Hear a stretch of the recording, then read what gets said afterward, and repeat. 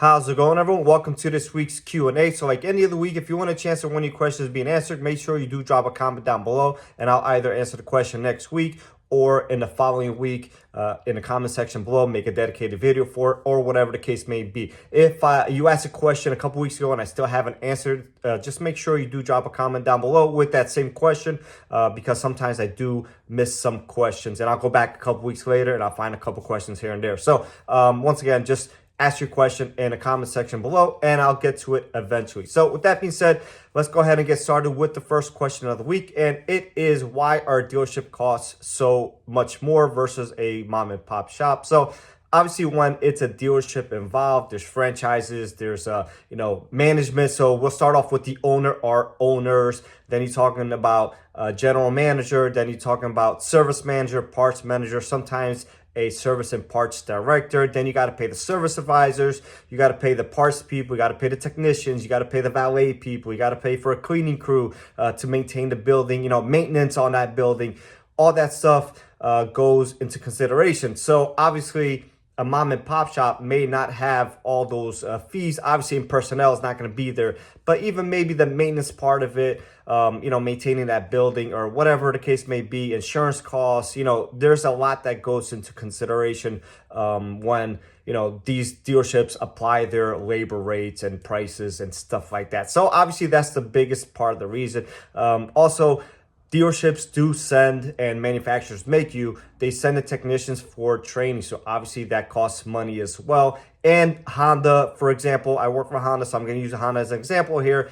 They make us buy certain tools and equipment, not me, but the management, the dealership itself. So some things you have to say, a lot of things you don't have to say. They just send it to you and they build it to you. So constantly we're getting new tools. We have the latest tools to perform the job correctly, and the training in most cases. Obviously, we still have guys that shouldn't be touching cars, but for the most part, there's quality control that goes into it. And sometimes that slips through the crack, even at my dealer. And I try to be on top of everything, but you can't be, because we are like 22 technicians at my dealer. So obviously there's a lot of moving parts. So with that being said, you would expect higher quality and a higher service from a dealership versus a mom and pop shop, or a competitor of some sort of third party repair facility, even if it's a chain of some sort. So you're just gonna have the latest and greatest equipment there. You're gonna have the latest information, and typically they should be fixing your car correctly the first time. Obviously, once again, there's always a gray area there, but 9 out of 10 times your car should be getting out of there repaired correctly the first time going in. So hopefully that answers the question for you.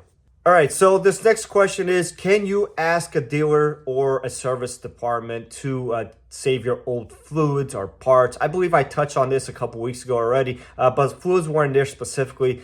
Now, you do have the right to request to see your old fluids. Once again, I touched on this before.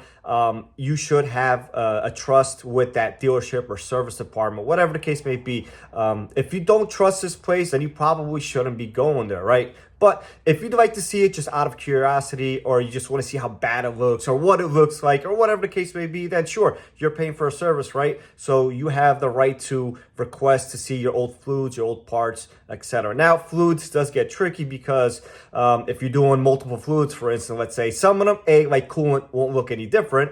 But in some of them, it's just tough to collect 3 or 4 different fluids. Now, what I try to do is sometimes take a picture, take a video, and like that, you can see it before and after. And sometimes, I try to catch the license plate in there or whatever to make sure that this person knows that it's coming from this vehicle. Especially if I'm doing a video, I'll zoom out on the license plate, then zoom in on me doing the trans service, or, whatever the case may be, the rear diff, front diff. So that's something you could request. It's not abnormal. Sometimes people ask to be in a shop, and that can't happen because obviously it's an insurance liability. If something were to fall or you were to slip, it gets complicated quickly. As far as saving old parts, that's easier, right? You take a part, you show it to the customer. Here it is, easy. Fluids does get tricky, but again, you're paying for a service and you have the right to request to see your fluids if you choose to do so. So hopefully that answers the question for you.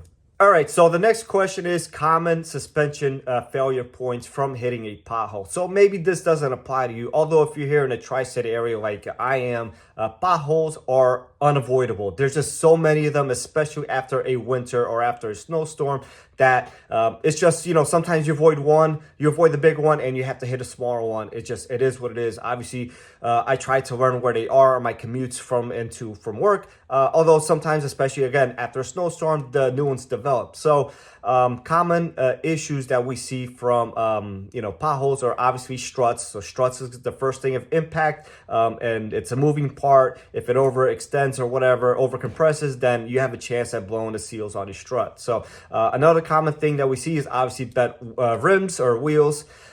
We do see bubbles on tires, so not really suspension, but the tire is the first point of impact, so that's going to absorb most of that energy from the pothole. So tires, wheels, struts, suspension, bushings, they don't really tear unless they were already on the way out. Then it's a chance if it overextended, then it could tear at that point. Another thing we do see a lot of, and it doesn't happen right away, so you'll hit the pothole a couple weeks later, a couple days later, you start to hear a groaning type of sound, and that's your wheel bearing. That's also very common, and we either see wheel bearings failing from excessive potholes and or curb shots. So, and again, sometimes it won't be apparent. You'll hit a pothole. If you have a bubble, you'll notice an hour or two later, the bubble will form almost right away. If you bend a wheel, you'll notice a vibration right away. If you happen to damage a wheel bearing, it could take a couple days to a couple weeks to really start hearing those effects. Sometimes it can be immediately on a massive pothole, but a lot of times it's not, and people just don't make the connection to that pothole because you hit it 2 or 3 weeks ago. So that's the most common stuff we see. In extreme cases, obviously stuff could break, but typically that's the signs and the things that we'll see most commonly. So hopefully it answers the question for you. All right, so the next question is Freon and compressor oil or AC oil service interval. So you really shouldn't have to change this stuff or add to it. Maybe after like 10 or 15 years, sure, nothing is 100% seal proof. Although, with these newer cars, we have a lot of condenser issues. We have a lot of compressor shaft seals leaking. Condensers are super typical. Back in the day, it was a lot stronger, more so than the new ones. There's actually a couple warranty extensions for them for like the Accords and the Civics specifically. But we do see them, felt pretty often. Now, if your system is good, there's no reason you should have to change at X miles or X time because it should be a sealed system. Now, other common errors that we see is where two lines join, usually at the O-rings. They get dry over time, or they move, they shift a little bit. Sometimes you're poking around doing some work and you move the lines over a little bit, then that disturbs the seal and starts to form some sort of a leak there. We also see leaks a lot of times at Schrader valves from people just being aggressive with them after, let's say your car was in an accident. You went ahead and obviously let's say the condenser got impacted. You replace the condenser, you top off the Freon, and that person at that time damages the Schrader valve. But so that happens, and we see them leaking from there as well. So I'm gonna say that unless if you have a reason to go poking around, you shouldn't need to replace or add Freon or the compressor oil at that time. Now, obviously, if there's a leak and you tipped over the compressor, then you should be adding oil at that point. But typically, you should be okay. There's also a gauge on a machine that will tell you if any oil came out. You just add the same exact amount on, assuming that you had no leaks at that time. So hopefully that answers the question for you. All right, so last but not least, question of the week. And if you want a chance to win any questions being answered in one of these videos, make sure you do drop a comment down below. So the question is, will Honda dealerships install high-performance aftermarket parts, and will they warranty their labor on it? So this is a case-by-case dealer, and we will at my dealer install some parts, although we do draw a line at some point, and that's obviously up to the management and the service advisor and the technician feeling comfortable. So like at my dealership, there's a couple of technicians that are aftermarket, high performance orientated, minded, whatever you want to call it. So like myself, so I feel comfortable installing these parts. If you go to certain dealerships, there may be people there or technicians that have never worked in any performance type of vehicles, any aftermarket parts or anything like that, and may not feel comfortable doing it. Management may also step in and choose not to install those parts, right? So it's a lot of moving pieces, and everybody kind of has to be on agreement. So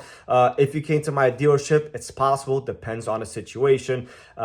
Most times, we're probably gonna stay away from that, just because if that part was to fail or cause any other issues, then the finger pointing and the blame gaming starts, and it could just get real messy real quick. So if you wanted to install those, I would consult your local dealership and see if they have somebody that's versed in installing aftermarket and in the aftermarket scene and kind of has their fingers on it.